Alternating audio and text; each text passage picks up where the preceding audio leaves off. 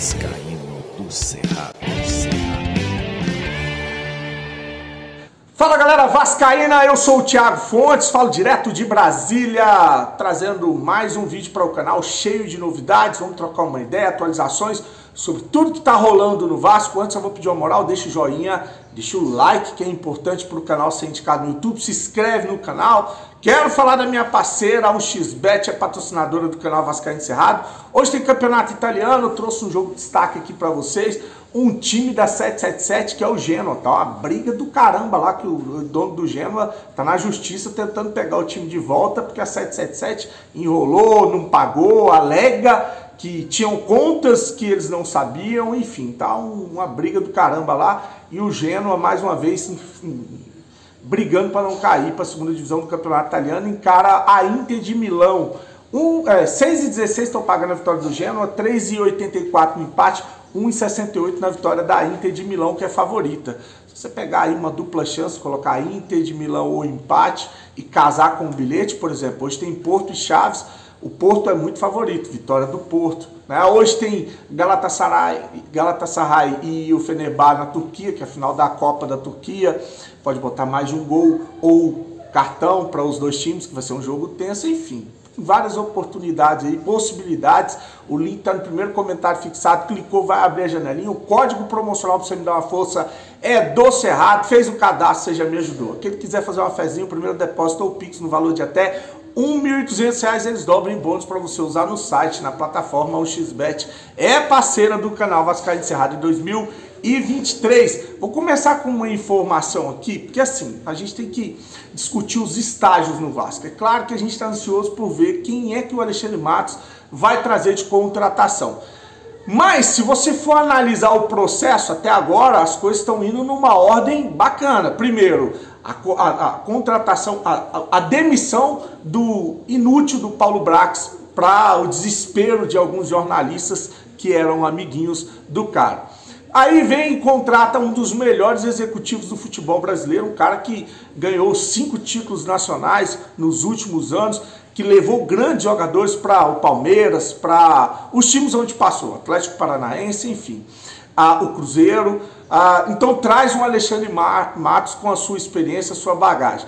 Depois renova o contrato do técnico Ramon Dias e de seu auxiliar, o Emiliano Dias. Olha o processo como ele está indo, bacana. E aí ajeita primeiro a casa, né? Vamos ver quem é que sai, quem é que fica, né? Primeiro dispensou ali o Alex Teixeira, dispensou o Gabriel Dias, dispensou o Bambu, o Sebastião Ferreira, fez um limpo ali em jogadores que não renderam.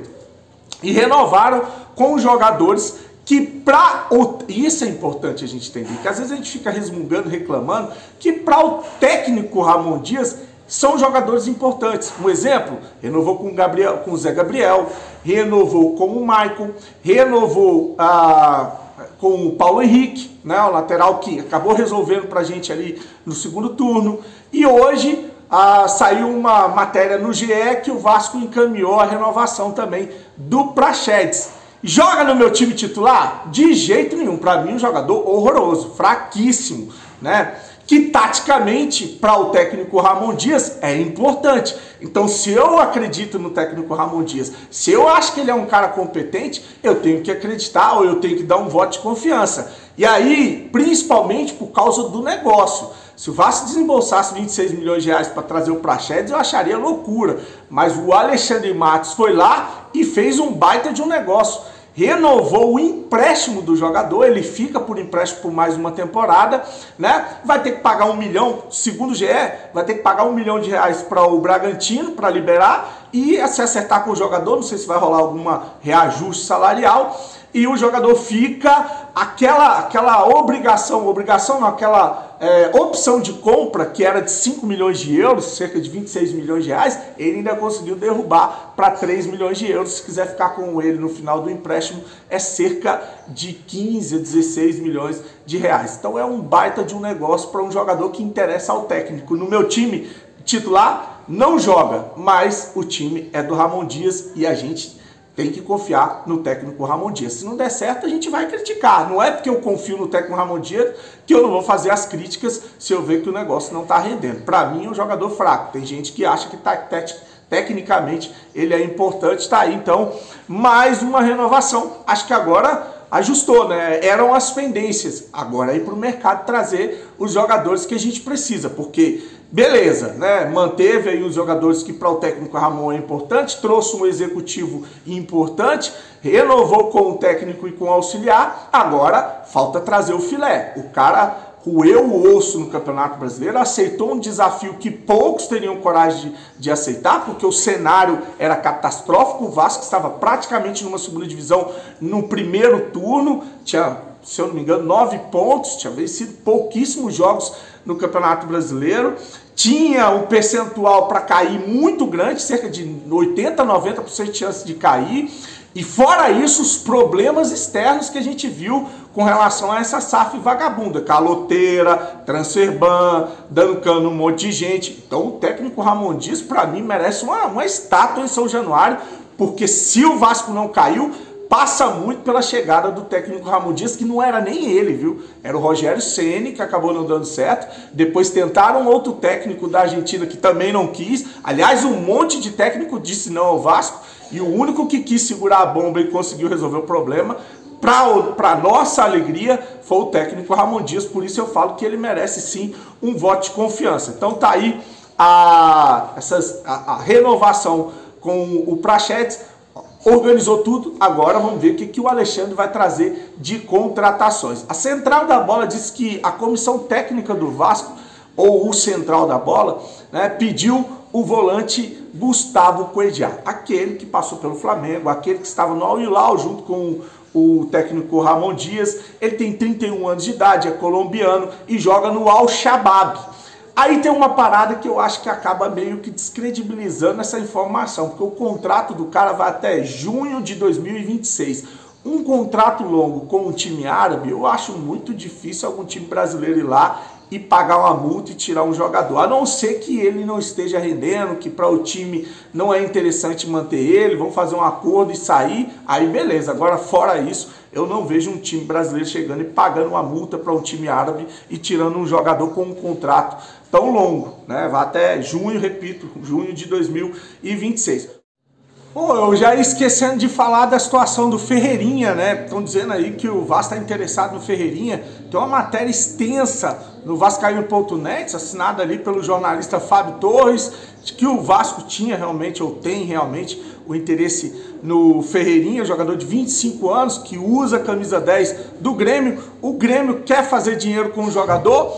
A pedida do Grêmio é de cerca de 3 milhões de dólares, que vai dar aí na casa dos 15 milhões de reais. Quem formalizou uma proposta pelo jogador foi o São Paulo. O São Paulo estaria interessado no Ferreirinha, só que a proposta ela não agradou ao time lá, ao Grêmio, aos gestores do Grêmio. Então tá aí, o Ferreirinha tá no mercado, o Grêmio quer fazer dinheiro com o jogador, a pedida é de cerca de 15 milhões de reais e o Vasco estaria interessado no jogador. Para você, é um jogador interessante para esse meio de campo?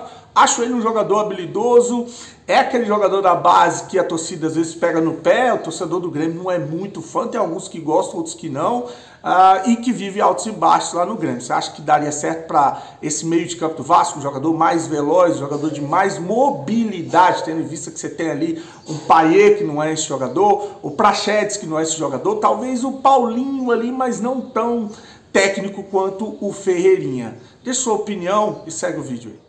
Uma informação de um influencer botafoguense, o Brownie Fogo, o vice-presidente de futebol do Flamengo, Marcos Braz, estaria no shopping, no Barra Shopping, no Rio de Janeiro, falando de 3 negociações. Uma delas é um cria do Vasco, é o Evander. O Evander, aquele meia que saiu do Vasco para jogar no futebol dinamarquês, a torcida pegava no pé, xingava, que era um jogador, tipo assim, ele tem categoria, ele tem qualidade técnica, mas não, acho que para o vascaíno não interessa só ter qualidade técnica. Para jogar no Vasco tem que ter raça também, né? Por isso que o vascaíno gostou do Benítez, por isso que o vascaíno gostou do Guarim, gostou do... enfim, gostou de jogadores que se entregam dentro de campo, o Cano, né, que lutam, que brigam, que além da técnica entregam também a questão física, gosta do Rossi, enfim. O Evander é um jogador que para mim dentro de campo não representava essa garra, essa vontade, mas técnica, qualidade ele tinha. foi pro futebol dinamarquês, tá jogando no Portland, que é um time na Liga nos Estados Unidos, e parece que tá aí, segundo essa influência que mostrou ali vídeos do vice-presidente do Flamengo, está negociando com o time, o Urubu. Vá com Deus. Você vai lembrar também de uma outra questão. O pai dele é um empresário, o pai dele parece que era empresário do Wagner Love, era dono do CT que o Vasco treinava, o Vasco Barra, ele alugava o CT para o Vasco.